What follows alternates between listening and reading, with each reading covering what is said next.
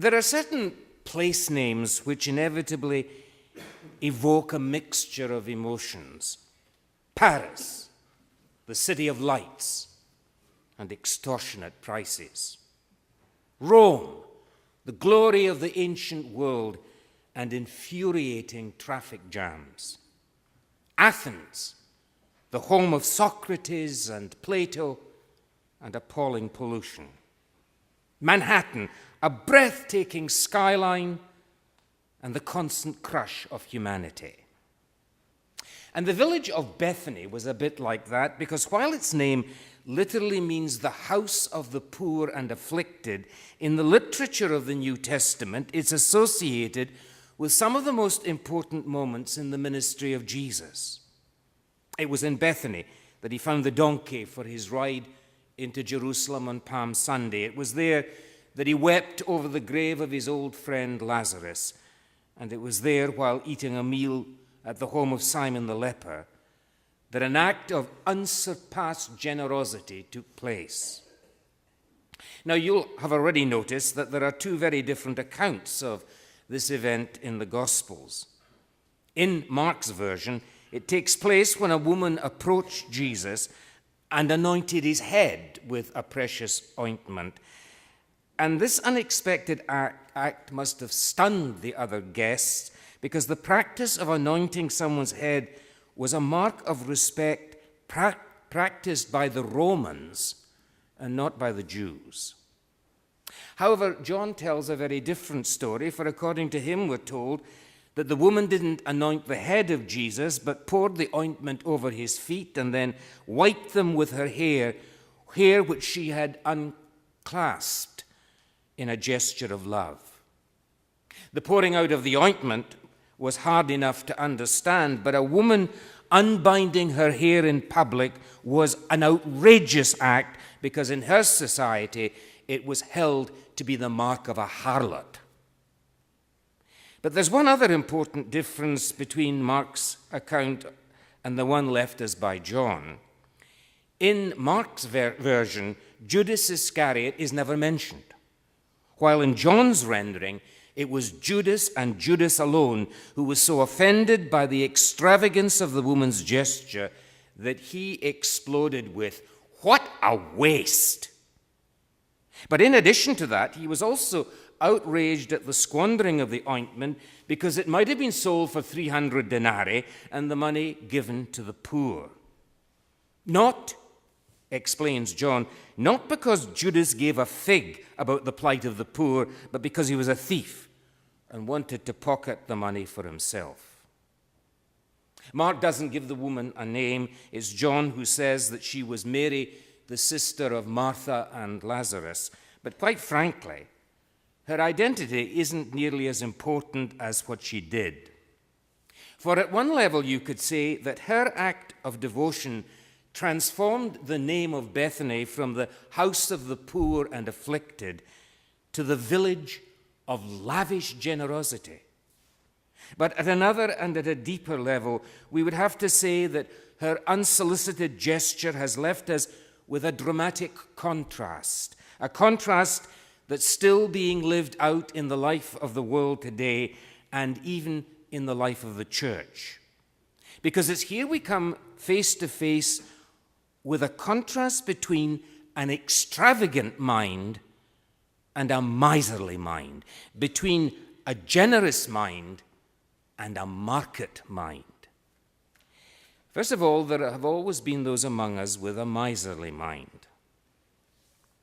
What a waste! That, according to Mark, was the reaction of every one of the guests that night, but John chose Judas Iscariot as the only disciple who blurted out what all the others were thinking. And regrettably, there are some of us today who, though we've elected to follow the Master, still find it so hard to be generous that we're not only quick to make excuses for our own lack of liberality, but are even driven to censure it when we find it in others. What a waste is our immediate reaction.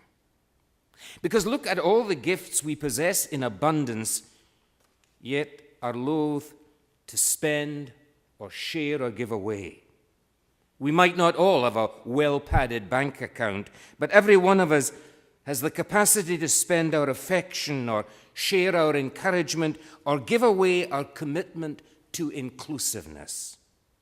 There are people all around us who yearn to be told that they're loved, or who long for an ear that will listen to their cry of loneliness. But instead of responding to their needs, we make excuses and do nothing.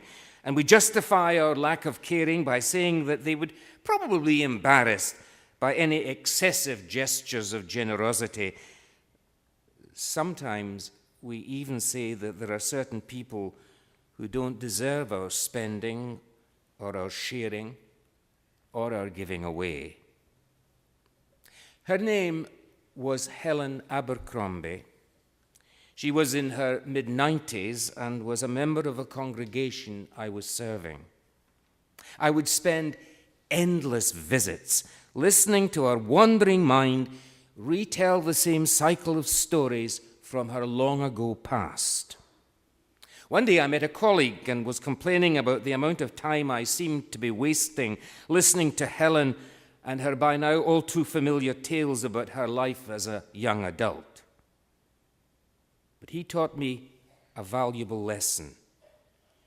Helen, he said, sounds like the kind of person who needs to explain who she is today by remembering who she was yesterday. It was a much-needed rebuke, because I was about to cut down on my visits, to become, in other words, more miserly with my time.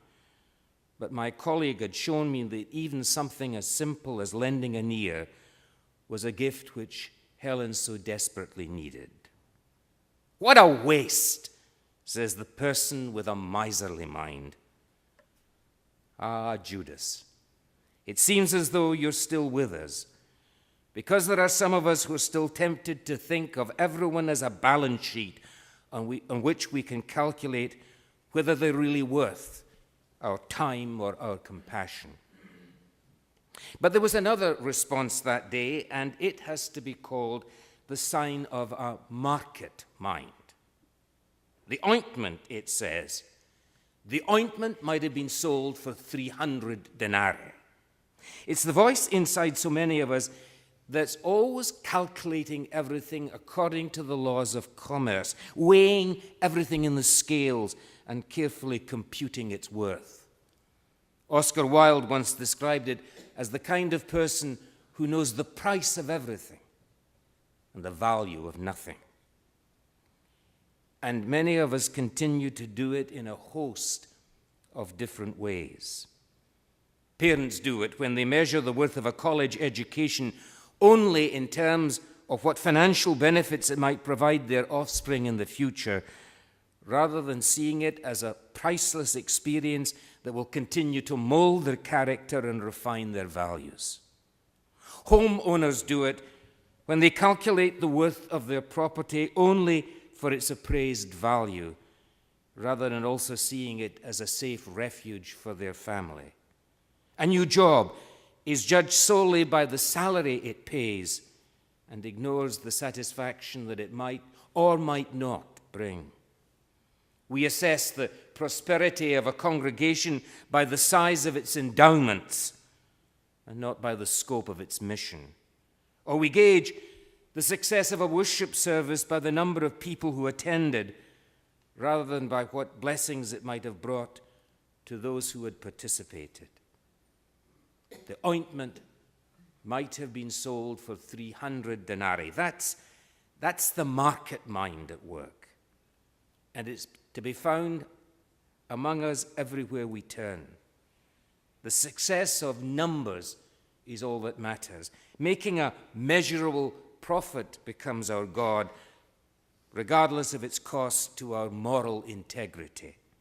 It's the sort of calculation which would tell you that Francis of Assisi had wasted his life as a humble monk when he might have enjoyed all the privileges of the Italian aristocracy into which he was born.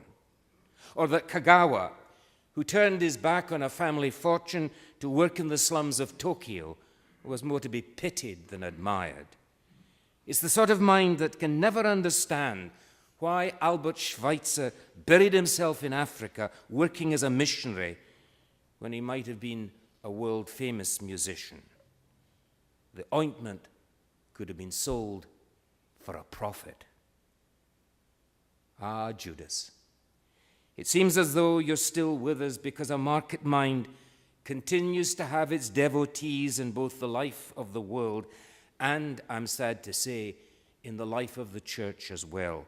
And its withering effects continue to cripple us instead of challenging us to share our time and our talents with those around us, even as God has showered on all his human family his uncalculating generosity.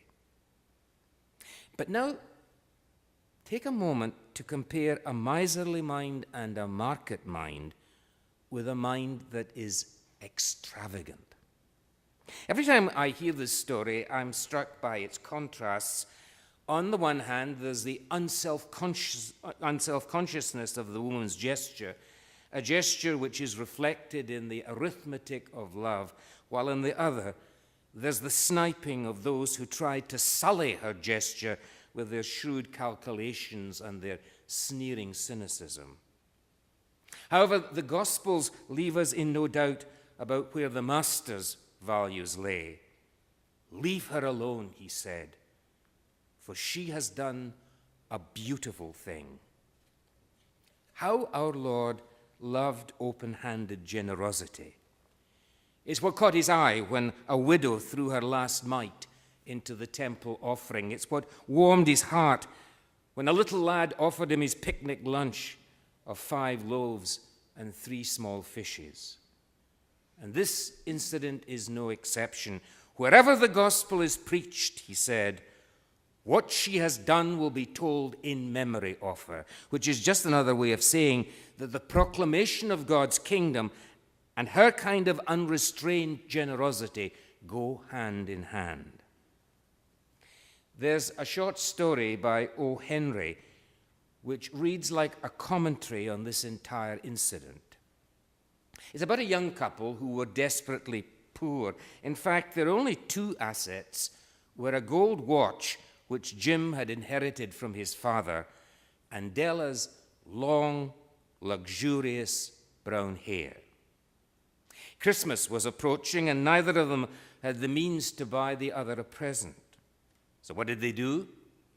Unbeknownst to Jim, Della went out and sold her hair in order to buy a platinum fob for his gold watch. And Jim came home with a set of jeweled combs for Della's hair, but to pay for the combs, he had had to part with his father's watch. When O. Henry wrote that story, God must have smiled. For it's the kind of foolish lavishness that stands at the very heart of the gospel. It's what Jesus meant when he said that whoever saves his life will end up losing it, and whoever dares to give it away will end up saving it. And it's why the cross stands at the very heart of our faith, and not the values of a miserly mind nor the calculations of a market mind. Because it's the generosity of God's love which can rescue us from a religion of careful calculations. The miserly mind and the market mind may allow us to eke out a sparse and grinding existence from day to day. But it's only when we dare to be extravagant as Jesus was at a place called Calvary, that life can be transformed into a joyful sacrament. And it's why the theologian Paul Tillich described this event as an act of holy waste. And it's why this story continues to be told and retold from one generation to the next. But what was done that balmy night in Bethany is emblazoned in the gospel narratives because it was such a beautiful thing. Beautiful because it abounded in its liberal, nay, in its extravagant generosity. This is the gospel of Jesus Christ. Thanks be to God.